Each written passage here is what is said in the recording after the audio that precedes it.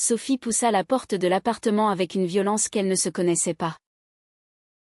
Devant elle, Marie, sa compagne depuis 2 ans, était enlacée avec une inconnue, leurs lèvres scellées dans un baiser passionné. Le monde de Sophie s'effondra en un instant, et au lieu de hurler, elle resta figée, sentant une lame invisible trancher son cœur en deux. Ce soir-là, à Paris, dans le quartier animé du Marais, Sophie avait prévu une surprise pour l'anniversaire de Marie. Elle avait acheté des fleurs, réservé une table dans leur restaurant préféré, et même préparé un discours sur leur avenir ensemble. Mais en rentrant plus tôt du travail, elle avait découvert cette scène qui la hantait déjà. Marie se détacha précipitamment, les yeux écarquillés de panique. « Sophie. Ce n'est pas ce que tu crois, balbutia-t-elle. Mais les mots sonnaient faux.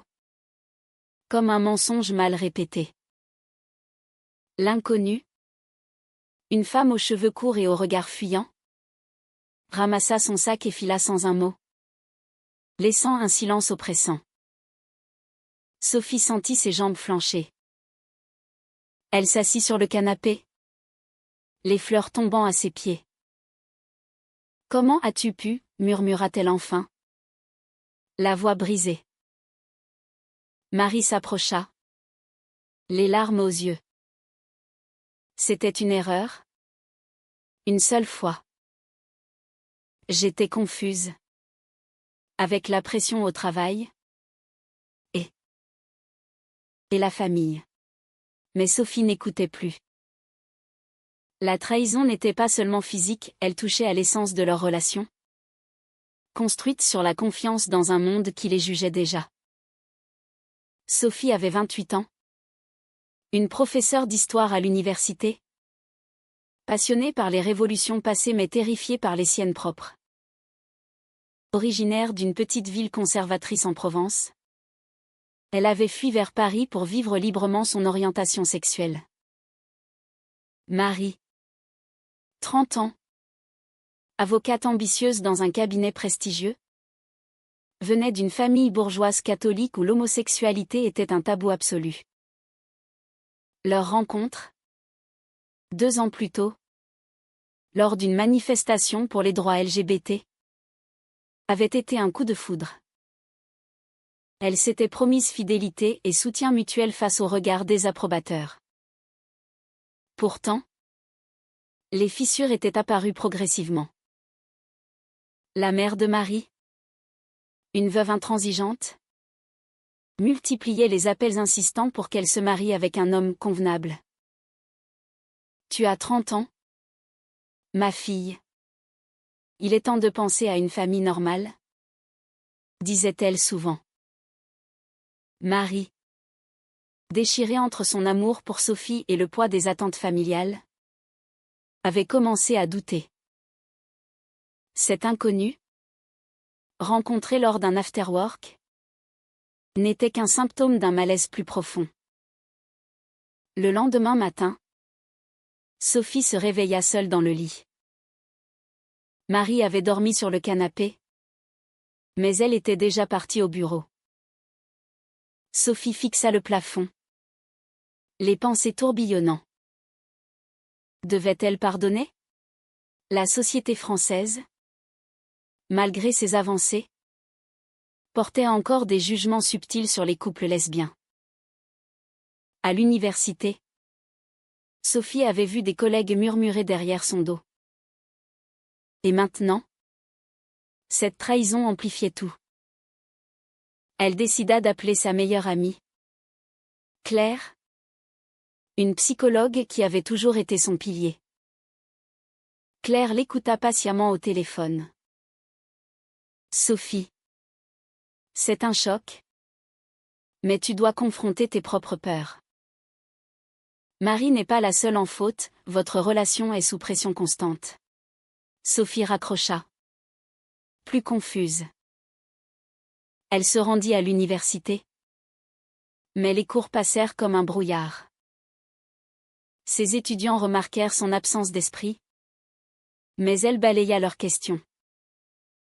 De son côté, Marie luttait au tribunal. Elle défendait une affaire de discrimination contre une employée lesbienne licenciée injustement. Ironie du sort, elle plaidait pour les droits qu'elle bafouait en secret. Pendant la pause, elle envoya un message à Sophie, « On doit parler. Je t'aime. » Mais Sophie ne répondit pas immédiatement.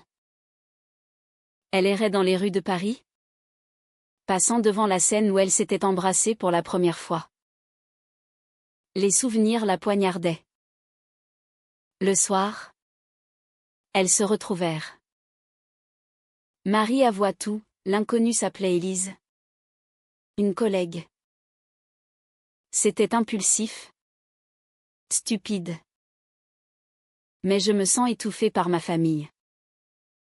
Ma mère veut me présenter à un neveu d'un ami.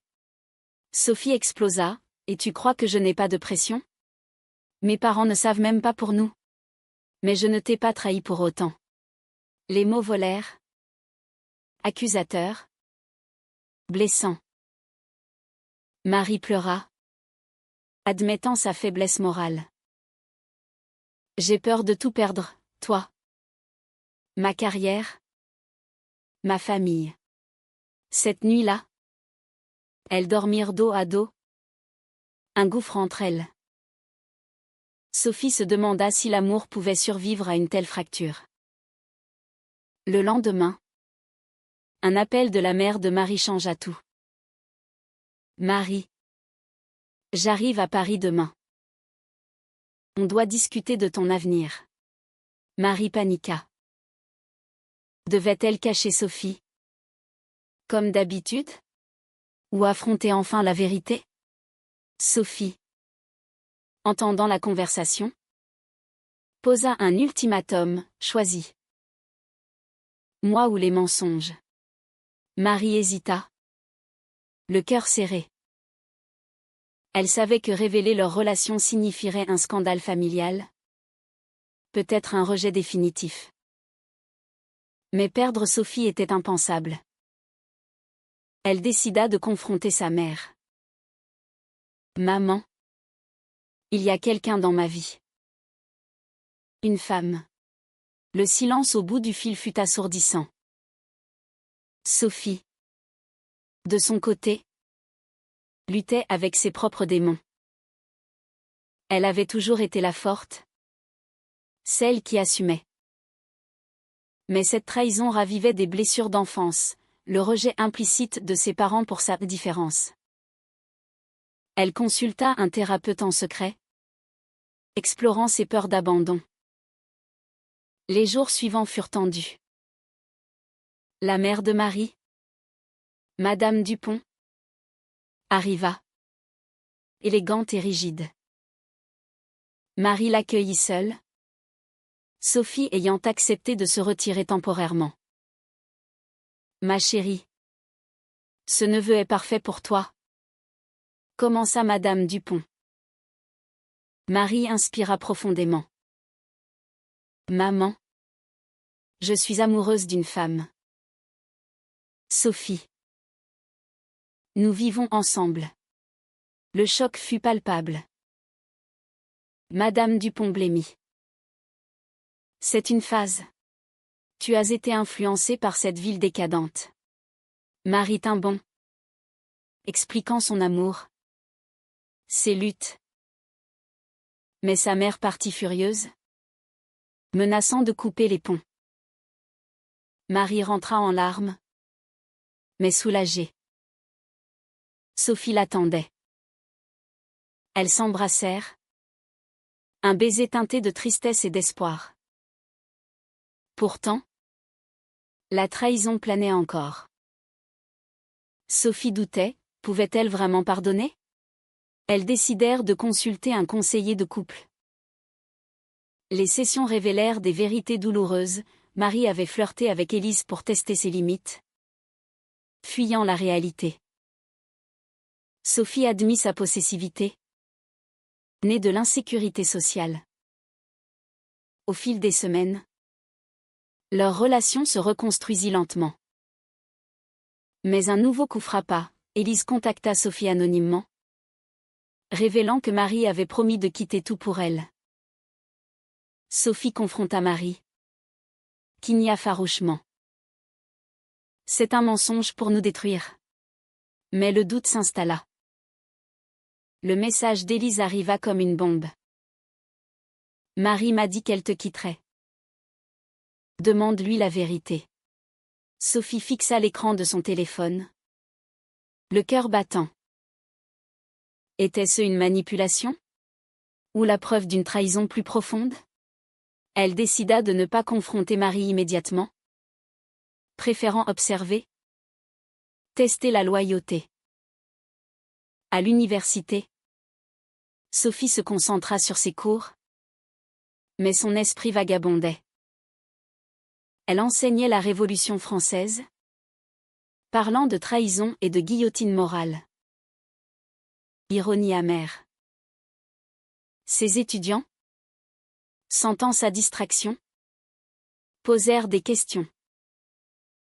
Une jeune fille, ouvertement lesbienne, resta après le cours. Madame, vous semblez troublée. Si c'est personnel, sachez que Paris est pleine de soutien. Sophie sourit faiblement. Touchée. Marie, au cabinet, gérait une affaire complexe. Son patron, un homme conservateur, avait entendu des rumeurs sur sa vie privée. Marie, ta mère m'a appelé. Elle s'inquiète pour toi. Marie rougit. C'est personnel. Mais le patron insista, dans ce milieu, l'image compte. Pense à ta carrière. La pression montait.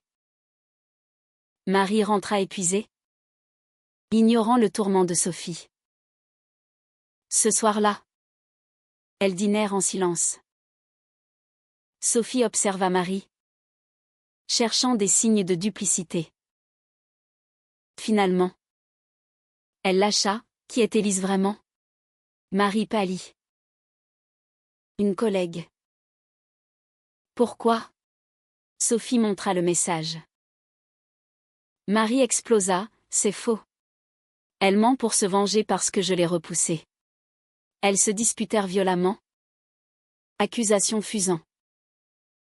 Sophie partit en claquant la porte, errant dans les rues nocturnes de Paris. Elle atterrit chez Claire, qui l'accueillit avec un thé chaud. Sophie. La confiance est brisée. Mais la vengeance d'Élise pourrait être un catalyseur pour clarifier. Sophie pleura, avouant ses doutes profonds. Et si Marie n'était pas prête pour une vie assumée? Claire conseilla, confronte Élise directement. Le lendemain, Sophie contacta Élise via le numéro du message. Elles se rencontrèrent dans un café discret près de la Bastille. Élise, nerveuse, avoua, Marie et moi. C'était plus qu'un baiser. Elle parlait de te quitter. De recommencer avec quelqu'un de plus discret, point. Sophie sentit le sol se dérober. Preuve. Élise montra des messages, des promesses ambiguës. Des rendez-vous secrets. Dévastée. Sophie rentra. Marie l'attendait. Inquiète. La confrontation fut explosive. Tu m'as menti. Des messages. Des plans. Marie nia d'abord. Puis craqua. C'était avant. Quand j'étais perdue. J'ai arrêté tout. Mais le mal était fait. Sophie fit ses valises. Je pars. Chez Claire. Les jours suivants furent un tourbillon de douleur. Sophie, chez son amie, luttait contre la dépression. Elle appela ses parents, enfin prête à révéler sa vérité. Maman. Papa. Je suis lesbienne. Et mon cœur est brisé. Le silence fut long. Sa mère répondit, on t'aime. Sophie. Viens à la maison. Un soutien inattendu, contrastant avec la rigidité de la famille de Marie. Marie, seule, affronta sa mère à nouveau. Tu as ruiné ma vie avec tes jugements. Madame Dupont. Choquée. Admis ses peurs, j'ai grandi dans une époque différente. Mais je ne veux pas te perdre. Une réconciliation timide commença. Mais Marie regrettait Sophie profondément. Au travail, Marie défendit avec ferveur l'affaire de discrimination, canalisant sa colère. Elle gagna, obtenant justice pour sa cliente. Cela la réveilla, pourquoi se battait-elle pour les autres et pas pour elle-même? Elle décida de reconquérir Sophie.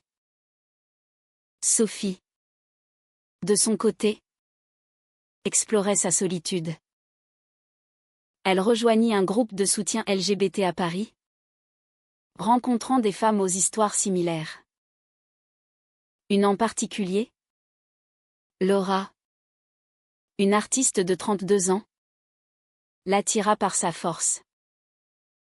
Mais Sophie résistait, fidèle à ses sentiments pour Marie. Un mois passa. Marie organisa une rencontre surprise via Claire. Elles se virent au jardin des Tuileries. Marie s'agenouilla presque. J'ai tout avoué à ma famille, à mon travail. Je suis prête à tout perdre pour toi. Sophie hésita. Et les mensonges? Marie jura, plus jamais. J'ai payé le prix, l'isolement. La honte. Elles se réconcilièrent prudemment. Mais les cicatrices restaient.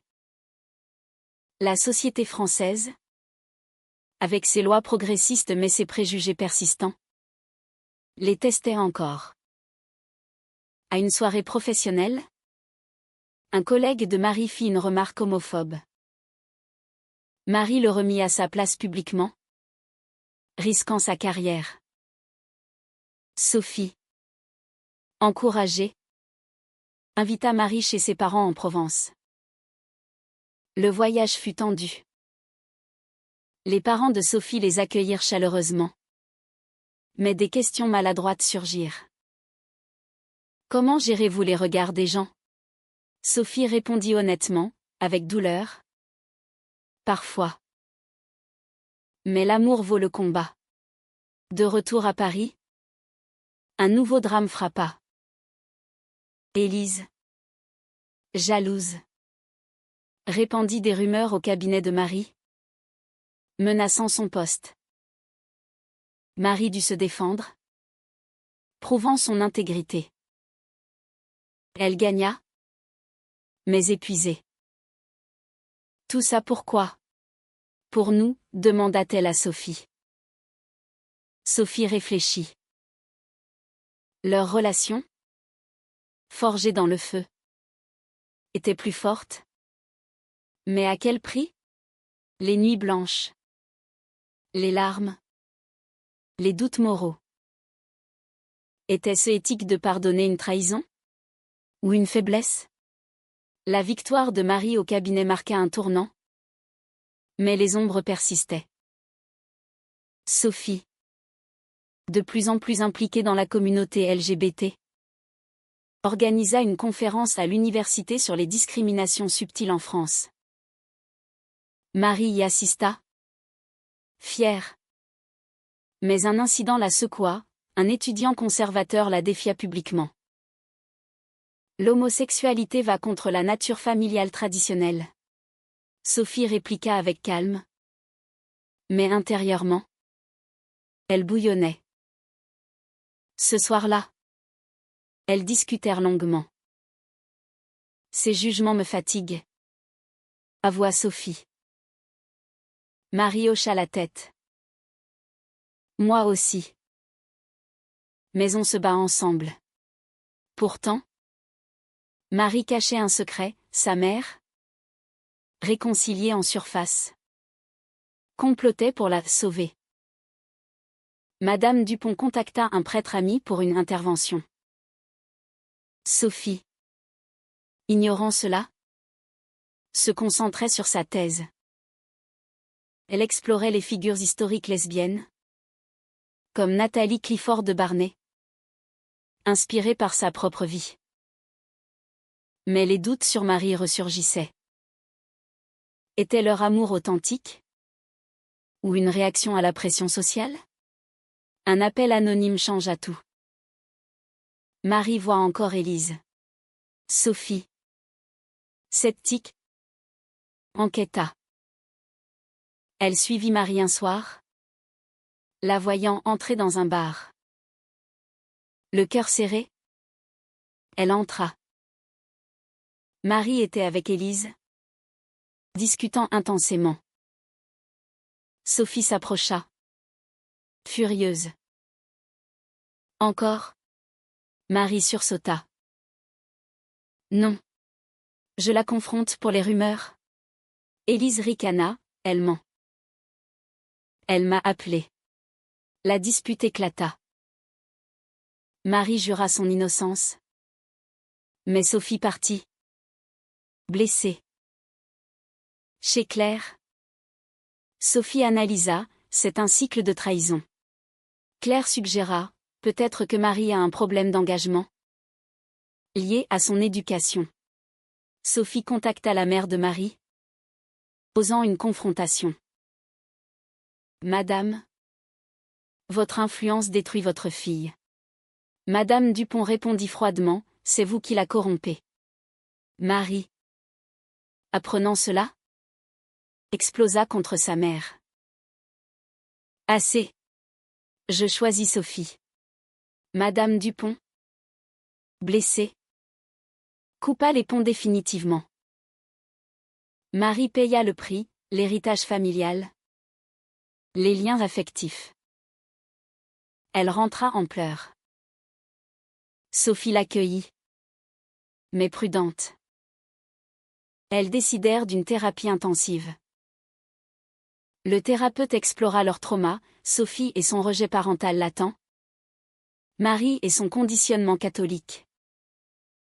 Des révélations surgirent, Marie avait eu une relation secrète au lycée, réprimée par sa famille. Au fil des sessions, elles reconstruisirent. Mais la société frappa à nouveau. À une Pride parade, elles furent harcelées par un groupe homophobe. Marie défendit Sophie physiquement, recevant un coup. À l'hôpital, Sophie veilla sur elle. Tu as risqué ta vie pour moi. Marie sourit faiblement, c'est ça. L'amour. Guéri. Marie proposa un engagement, un pax officiel. Sophie accepta. Émue. La cérémonie fut intime, avec Claire comme témoin. Mais l'absence de famille pesa lourd. Des mois passèrent. Sophie publia un article sur les défis des couples lesbiens, gagnant reconnaissance. Marie avança en carrière, défendant plus d'affaires LGBT. Pourtant, un appel de la mère de Sophie brisa l'harmonie, on est fiers? Mais le village murmure. Pense à nous. Sophie douta, devait-elle sacrifier sa visibilité pour sa famille? Marie la soutint, vit ta vérité. Mais Sophie choisit la discrétion temporaire, blessant Marie. Tu te caches comme moi avant? La tension monta. Lors d'une dispute, Marie lança, peut-être qu'on n'est pas faites l'une pour l'autre. Sophie, choquée, partit pour Provence, cherchant clarté. Chez ses parents, elle confronta le passé. Pourquoi ne m'avez-vous jamais demandé sur ma vie? Sa mère avoua, On avait peur de te perdre. Une guérison familiale commença. Marie, seule à Paris, luttait contre la solitude. Elle rencontra Laura, l'amie de Sophie, lors d'un événement. Une attirance fugace surgit. Mais Marie résista. Loyale. Sophie revint. Renforcée. Je choisis nous.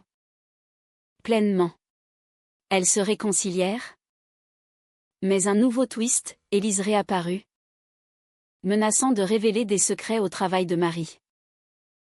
Marie décida de la dénoncer pour harcèlement. Le procès fut ardu.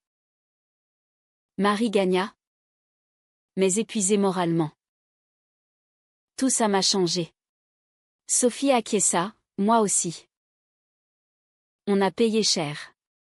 Avec la victoire contre Élise, Marie et Sophie entrèrent dans une phase de calme relatif.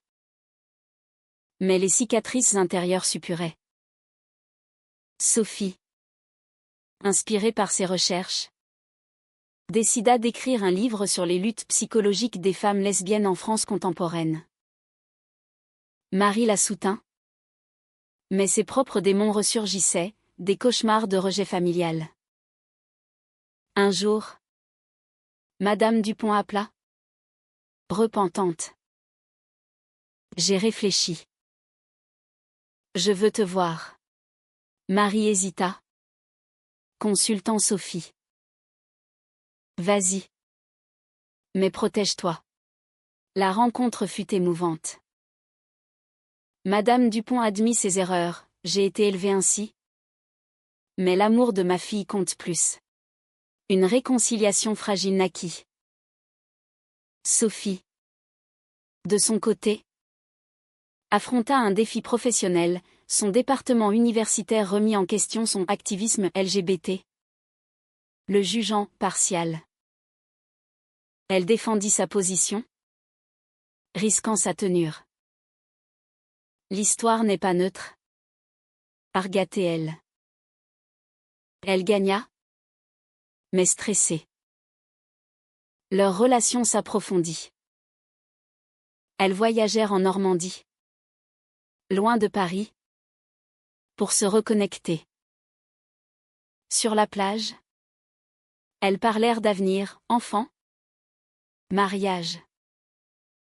Mais les réalités sociétales pesaient, l'adoption pour couple lesbien était complexe, avec des jugements moraux. De retour, un scandale éclata. Un journal conservateur publia un article sur les influences LGBT dans l'éducation, citant Sophie. Des menaces anonymes suivirent. Marie, protectrice, engagea un détective. On ne se laissera pas intimider. Sophie, terrifiée, questionna ses choix.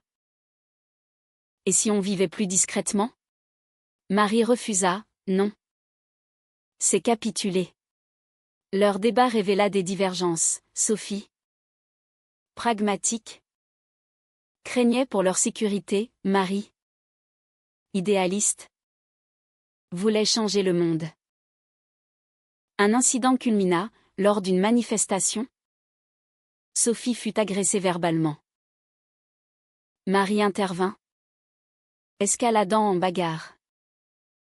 Blessée légèrement, elle rentra furieuse. Regarde ce que ta visibilité nous coûte. Sophie pleura, c'est notre réalité. Elles se séparèrent temporairement. Sophie chez Claire. Marie chez une amie. La réflexion fut douloureuse.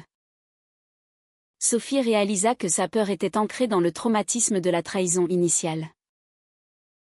Marie comprit que son agressivité masquait sa culpabilité passée. Claire médiatisa une réunion. Vous devez choisir, vous unir contre le monde ou laisser les pressions vous diviser. Elles optèrent pour l'union, planifiant un déménagement en banlieue plus tolérante. Mais un coup final frappa. La mère de Marie, influencée par des amis conservateurs, retira son soutien. Je ne peux pas cautionner ça. Marie, dévastée, confronta Sophie, tout est à cause de nous. Sophie rétorqua, non. À cause des préjugés. Elles décidèrent d'un acte symbolique, une interview conjointe dans un magazine progressiste, exposant leur lutte. La publication fit sensation, attirant soutien et haine. Des collègues de Marie la boycottèrent, menaçant sa carrière. Sophie, soutenue par ses étudiants, organisa un débat public. Marie y participa, défendant leurs droits. Un moment clé, un opposant posa une question morale, l'homosexualité défie-t-elle l'ordre familial? Marie répondit, l'amour vrai le renforce. Leur visibilité paya, des dons pour des associations LGBT affluèrent.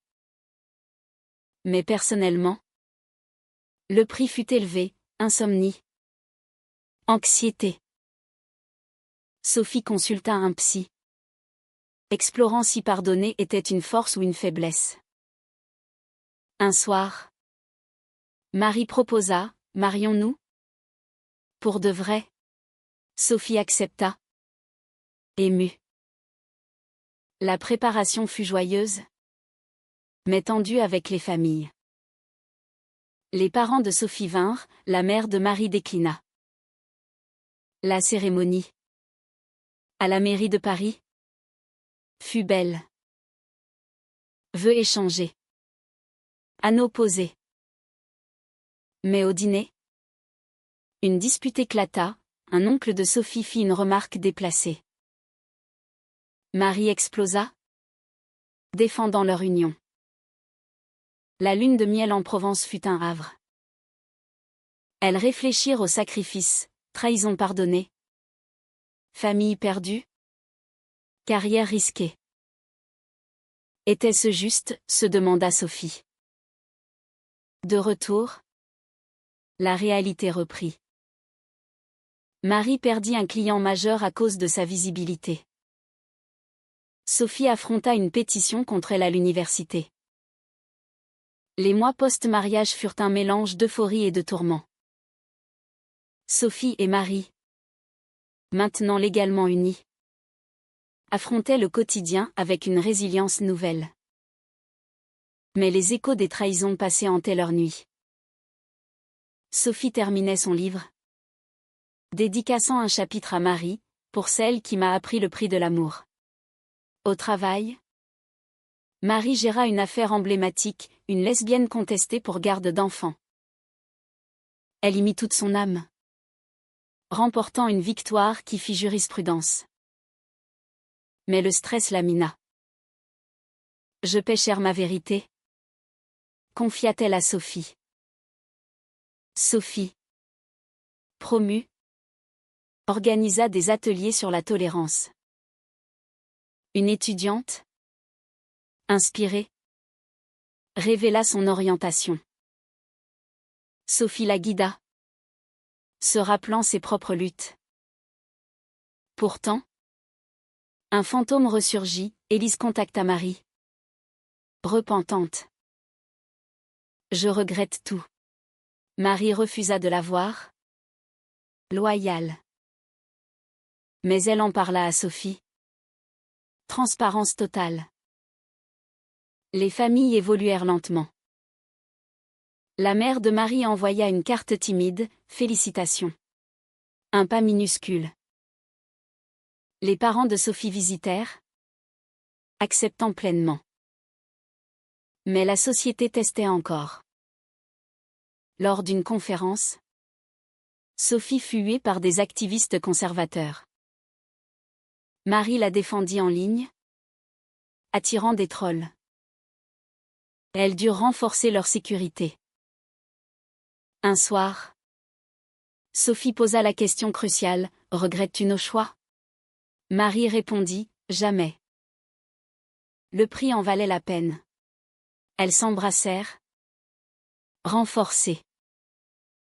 Leur vie se stabilisa. Elles adoptèrent un chat. Symbole de normalité. Sophie publia son livre. Acclamé. Marie fonda une association pour couples LGBT en difficulté. Pourtant, des doutes moraux persistaient. Avait-elle sacrifié trop? Les trahisons? Les rejets étaient-ils inévitables dans une société imparfaite? Un dernier drame, la mère de Marie tomba malade. Marie alla la voir, réconciliant enfin. « Je t'aime comme tu es », murmura Madame Dupont. Une guérison tardive. Sophie et Marie, grandis, regardèrent l'avenir. Leur amour, forgé dans l'adversité, était inaltérable. Mais à quel coût? Le pardon est-il toujours une vertu? Ou parfois une erreur qui perpétue la souffrance?